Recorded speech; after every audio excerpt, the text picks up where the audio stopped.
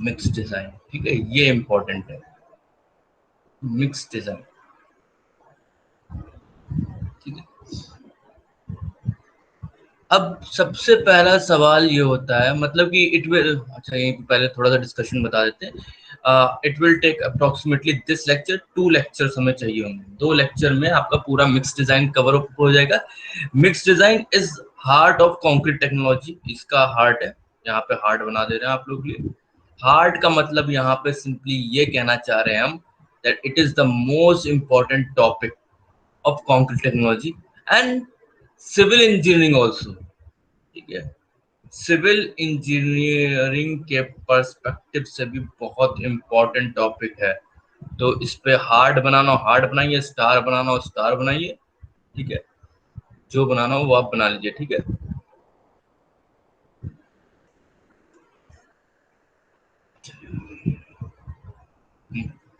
देखिए अब mix design actual में होता क्या, पहले डिस्कशन एक कर लेते हैं, ठीक है। जो बेसिकली मिक्स डिजाइन होता है वो ये होता है कि हमें प्रोपोर्शन चाहिए। किसके प्रोपोर्शन चाहिए? हमें इंग्रेडिएंट्स जो कंक्रीट में यूज हो रही है उनके हमें प्रोपोर्शन चाहिए, भाई किस रेशियो में, एक के रिस्पेक्ट में दूसरा किस रेशियो में हम मिलाएं। अगर हम सीमेंट इतना ले रहे हैं तो हमें कितनी आपकी एग्रीगेट्स लेने होंगे, या कितना वाटर कंटेंट लेना हो, या कितना फाइन एग्रीगेट्स, कोर्स एग्रीगेट, क्या क्या प्रोपोर्शन है। तो इन प्रोपोर्शन को डिफाइन करता है मिक्स डिजाइन। अब वो प्रोपोर्शन निकालते वक्त हमें क्या अचीव करना होता है, हमें 5-6 कुछ चीजें हैं जो अचीव करनी होती हैं। वो होती है एक तो स्ट्रेंथ, वो प्रोपोर्शन में उसकी स्ट्रेंथ हमको क्या चाहिए, वर्केबिलिटी क्या होनी चाहिए, और ड्यूरेबिलिटी क्या होनी चाहिए। ये 3 मेन चीज हैं जो प्रॉपर्टी ऑफ कंक्रीट को डिफाइन करेगा। मेन इंपॉर्टेंट है आपका स्ट्रेंथ, वर्केबिलिटी और ड्यूरेबिलिटी, ठीक है। अब इन तीनों चीज को अचीव करते हुए आपकी जो है जो प्रोपोर्शन निकल के आएगा उसी को मिक्स डिजाइन कहते हैं, ठीक है। चलिए हम यहाँ पे डेफिनेशन लिख दे रहे हैं आप लोग के लिए, जो आप लोग भी राइट डाउन कर लीजिएगा, लिख दे रहे हैं।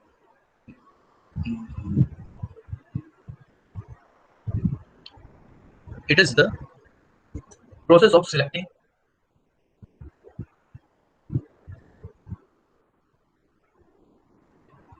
suitable ingredients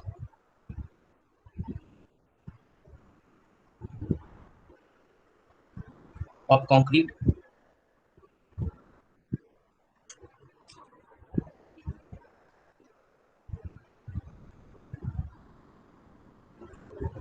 and determining their relative proportion with the object of the, with लिखा है WITH, with the object of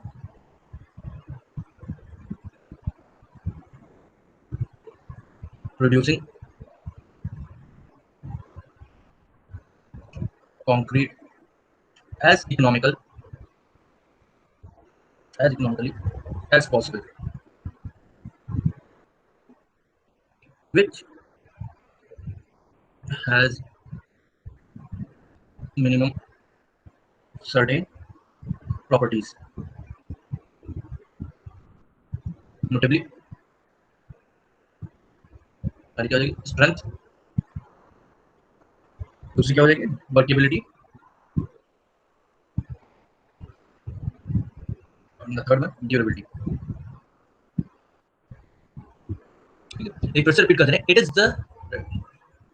is the process of selecting suitable ingredients of. तो हम लोग इंग्रेडिएंट्स के बारे में बात कर रहे थे, जो कोर्स एग्रीगेट हो गया आपका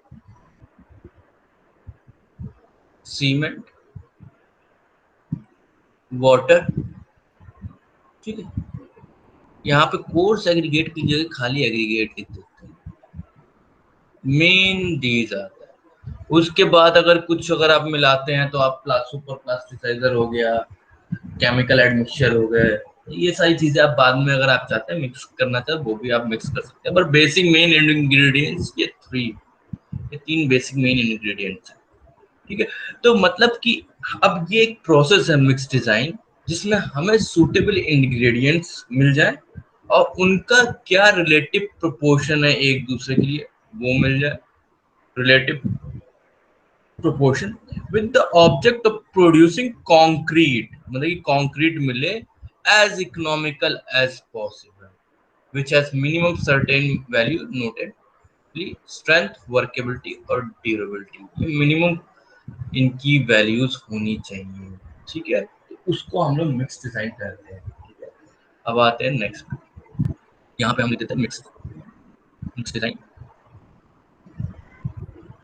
there basically three types of mix design, ठीक है, थ्री टाइप की mix design.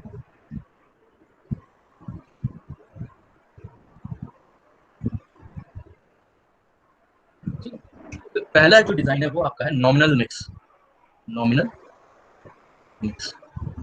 Second one is your standard mix, standard mix. And third one is your designed mix, designed mix. तो आज की क्लास का हम लोग का डिस्कशन सिर्फ इन्हीं के ओवरव्यूज पे रहेगा, बेसिकली इन तीन मिक्स के ओवरव्यू पे रहेगा।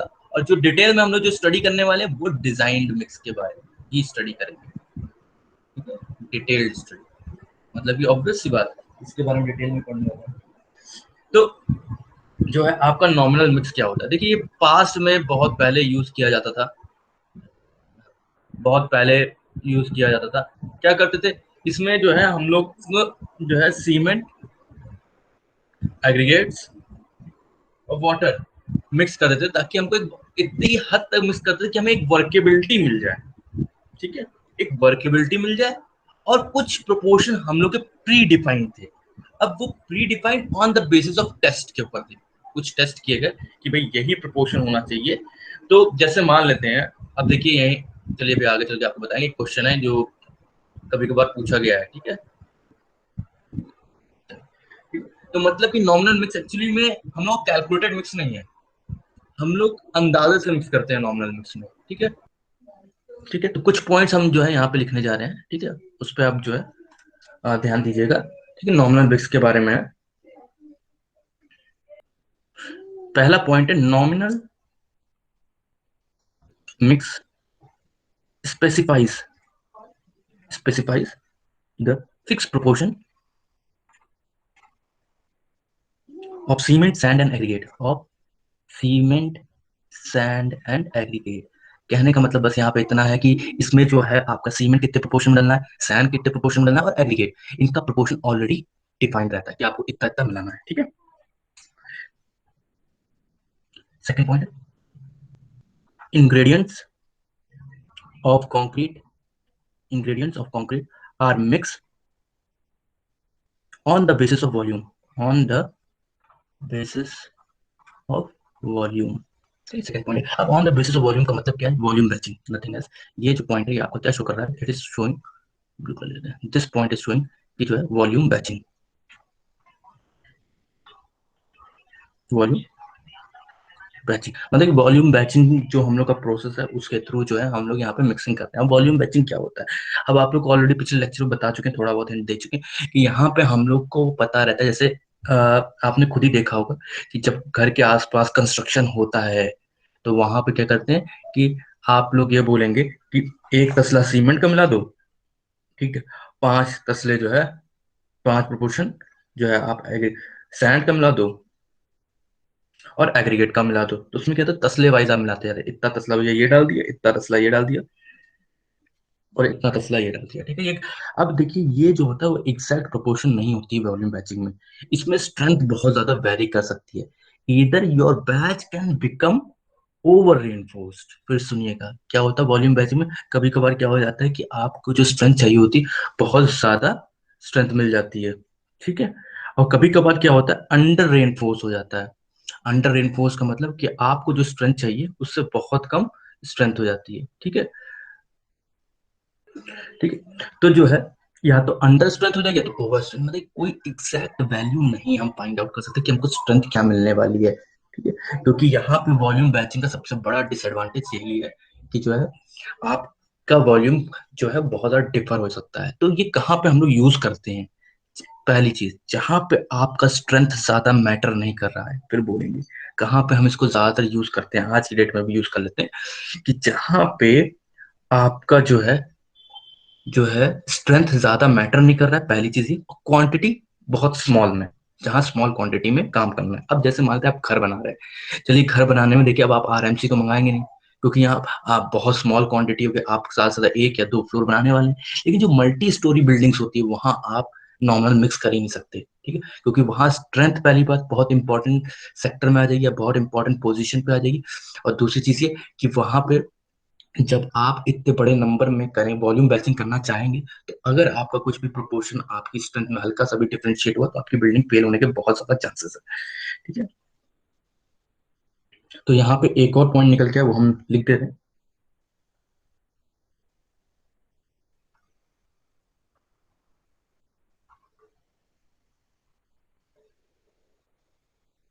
It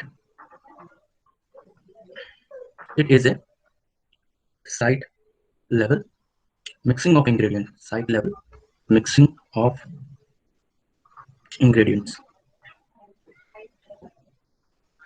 to prepare concrete mix, to prepare concrete mix, ठीक है। और कि साइट पे जब आप प्रिपरेशन करते हैं तो ज्यादातर आप नॉर्मल मिक्स में ही काम कर ले जाते हैं, ठीक है।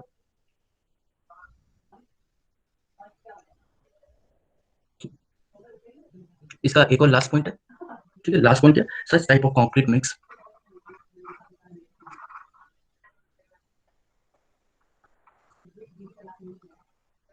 is generally using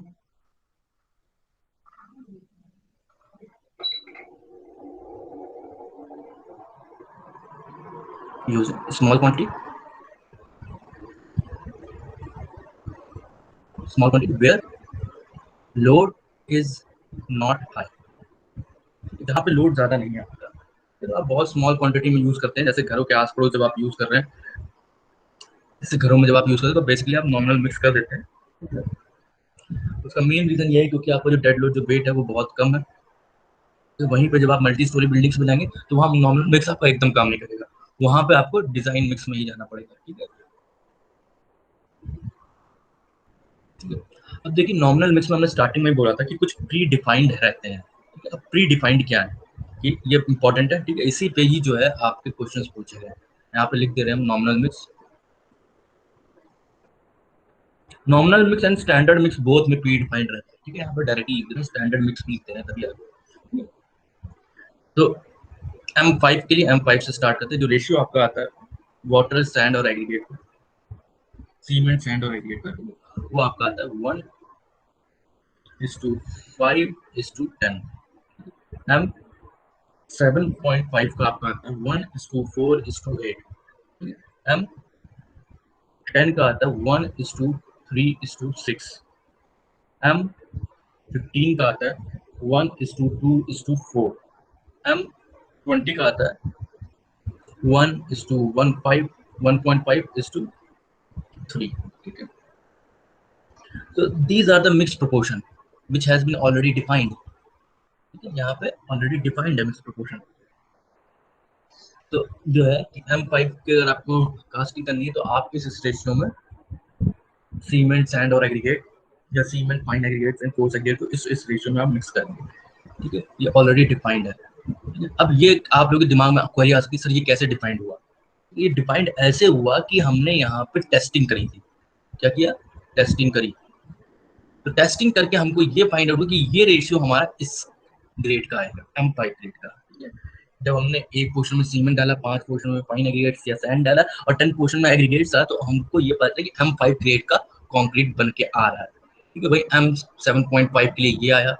these are basically on the basis of experiences and testing, ठीक है।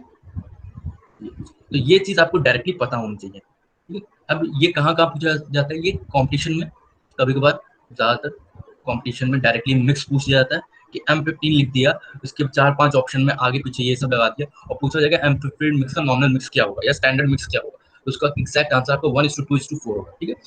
और कहाँ पे जो है जो कभी कभार और इम्पोर्टेंट जगह इंटरव्यू में, इंटरव्यू के लिए भी बहुत इंपॉर्टेंट है ये चीज। इंटरव्यू में डायरेक्टली पूछते थे एम बीस का आप जरा नॉर्मल मिक्स या स्टैंडर्ड मिक्स बताइए, किस किस प्रोपोर्शन में क्या क्या मिलाएंगे वो बताइए, ठीक है। तो यही बोलेंगे कि आप भी सिविल इंजीनियर का तो पता ही होना चाहिए। तो उसके लिए सिंपल सी बात यह है कि ये चीजें आपको रटी होनी चाहिए, बहुत जरूरी है ये चीज आपको रटी होना, ठीक है। हाँ आई थिंक आप सबने ये चीज नोट डाउन कर ली होगी। अब आ जाते हैं हम स्टैंडर्ड मिक्स पे। देखिए स्टैंडर्ड मिक्स जो है वो कुछ अलग नहीं है नॉर्मल मिक्स के, पर स्टैंडर्ड मिक्स में एक खासियत आ जाती है, मिनिमम कंप्रेसिव स्ट्रेंथ को इंक्लूड कर दिया जाता है। Minimum compressive strength is included, ठीक है।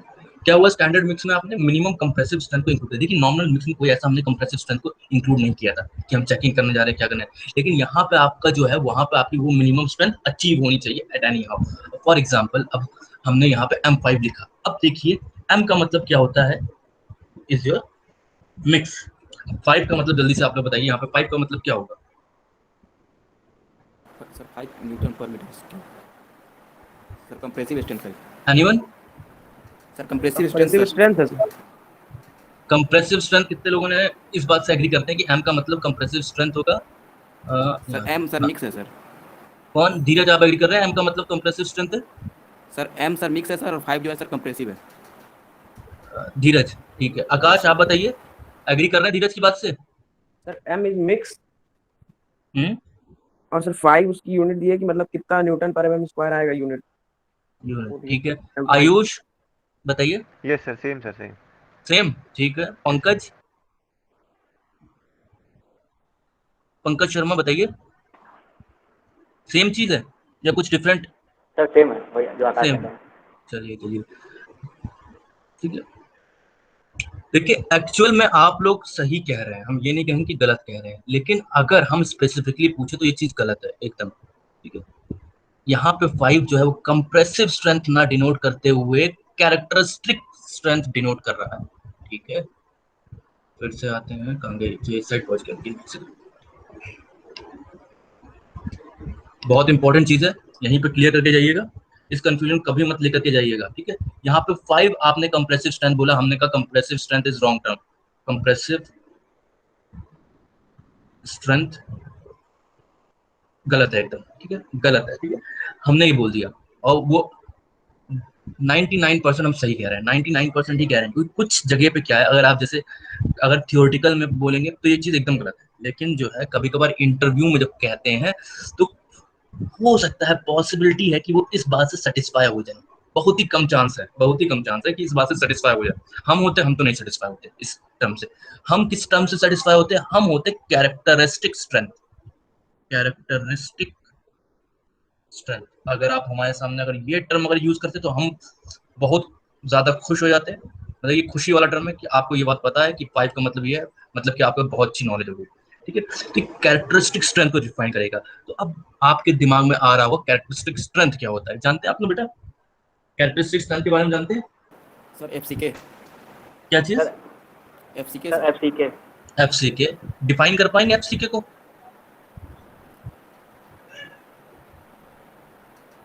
अरे कोई बात सर नहीं है, कंप्रेस ठीक है, नहीं कैरेक्टरिस्टिक डिफाइन कर पा कंप्रेसिव स्ट्रेंथ ऑफ रहे, कंक्रीट। क्या चीज? Sir characteristic compressive strength of steel, अरे कंक्रीट। कॉन्क्रीट, ठीक है। चलिए देखिए आपका क्या है, ये हमने बोला कैरेक्टरिस्टिक स्ट्रेंथ है, ठीक है। अब कैरेक्टरिस्टिक स्ट्रेंथ को डिफाइन करने के लिए सबसे अच्छा तरीका जो है वो ये है कि मान लेते हैं अगर आप M5 की बात कर रहे हैं तो 100 क्यूब आपने बनाए, 100 में से 95 क्यूब्स की जो कंप्रेसिव स्ट्रेंथ है वो 5 से अबव होनी चाहिए, ठीक है। फिर बोल रहे हैं 100 में से 95 क्यूब्स की, यहाँ पे डिवीजन कर देते हैं 95, ये थोड़ा सा 100 क्यूब्स, अपने 100 क्यूब्स, 95 क्यूब्स की वैल्यू जो कंप्रेसिव स्ट्रेंथ होनी चाहिए वो कितने से ज्यादा होनी चाहिए, अगर M5 की बात करें it should be greater than 5, ठीक है। और जो 5% ऑफ क्यूब बचे हैं it can be below 5, 5 cube can be, 5 cubes can be below. तो ये बात आप लोगों के समझ में आ गई होगी।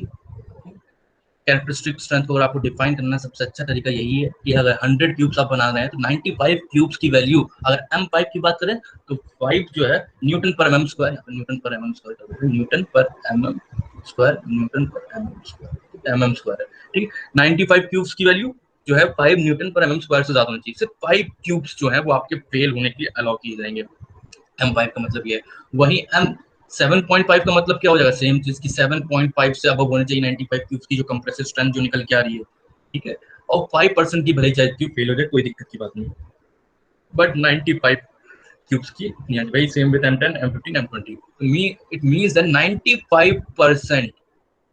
95% of cube should have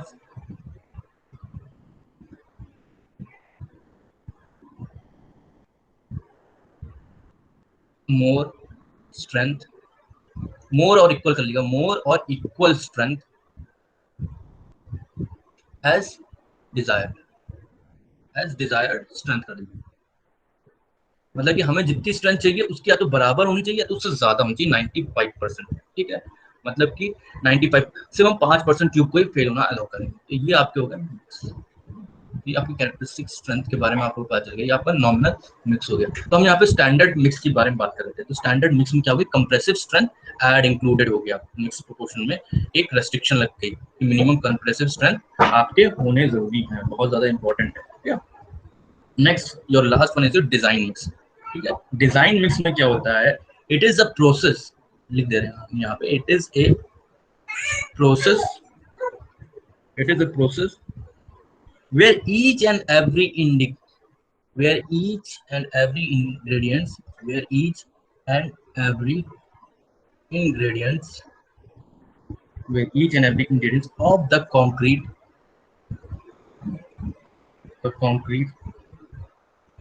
is first tested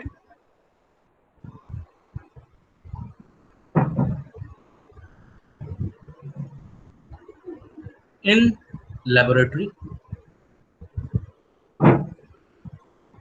and then mix proportion are calculated।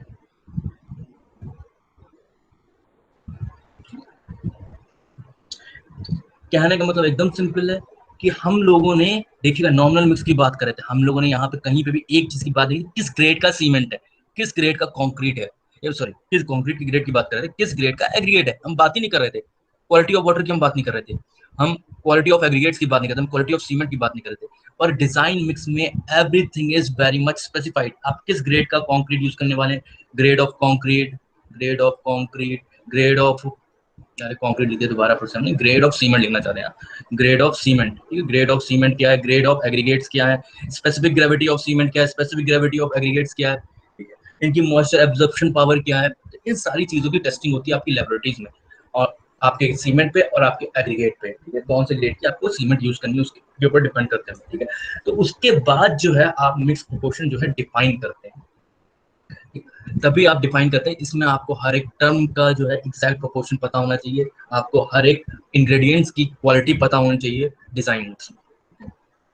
अब देखिए कुछ जो है सिर्फ knowledge purpose point of view से, there are some method of concrete mix करने के कुछ मेथड है, जिसमें सिर्फ हमारे जो कोर्स सिलेबस या कभी भी एग्जाम में पूछा जाता है वो सिर्फ इंडियन स्टैंडर्ड मेथड ही पूछा जाता है, ठीक है। उससे बाहर कभी हम कंपटीशन या कहीं पे भी नहीं पूछा गया, ठीक है। But there are still different method जो आपको कहीं मिलेंगे नहीं, इनके नाम भी बड़ा मिल पाना बड़ा मुश्किल हो जाता है, सिर्फ 2-3 ही नाम मिल पाते, वो हम आपको बता दे रहे हैं, यहाँ पे नोट डाउन कर लीजिएगा। Methods of concrete mix,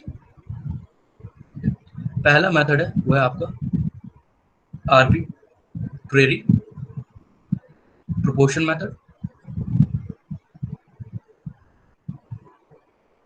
Second method is maximum density method.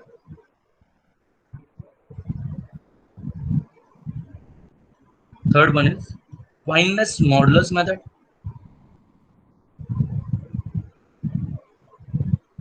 Fourth one is surface area method.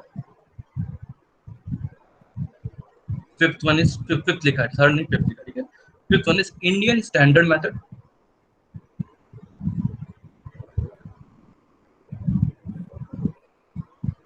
Six one is ACI committee method. कभी कभार जो है, कभी बहुत one of the rarest cases में ACI से के बारे में आपसे कुछ पूछ लिया जा सकता है, ACI के बारे में। Otherwise this is the main चीज, यही हमेशा यहीं तक ही रेस्ट्रिक्शन रहता है, क्योंकि इंडिया में रहते हैं, इंडिया की मिक्स डिजाइन किस तरीके से मिक्स कर रहे हैं, किस प्रोपोर्शन में लगा रहे हैं, इंडिया का खुद अपना स्टैंडर्ड कोड है, ठीक है, उसी को यूटिलाइज कर रहे हैं हमको, ठीक है। Seventh one is road note number 4 method. Road note number 4 method. Eighth one is Department of Environmental method. Department of Environmental method, ठीक है।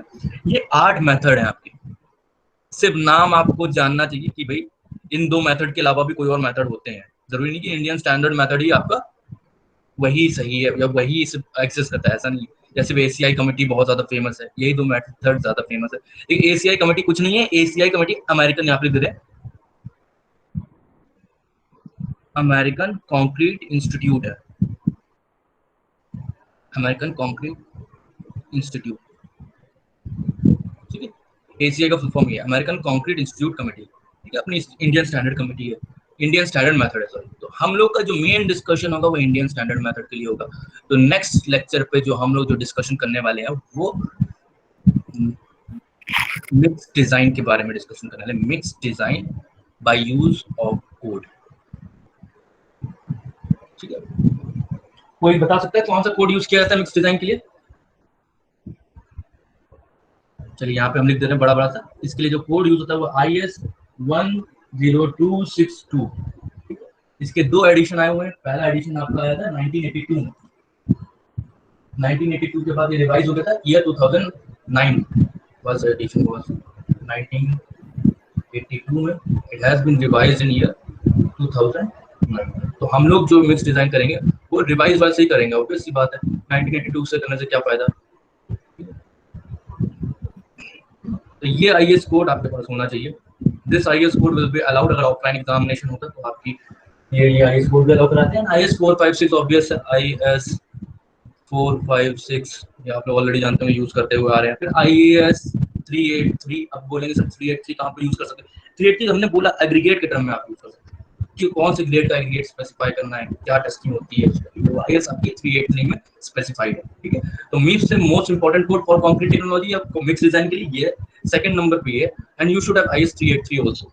जब भी डिजाइन करेंगे तो ये तीनों कोड आपके पास होने जरूरी है।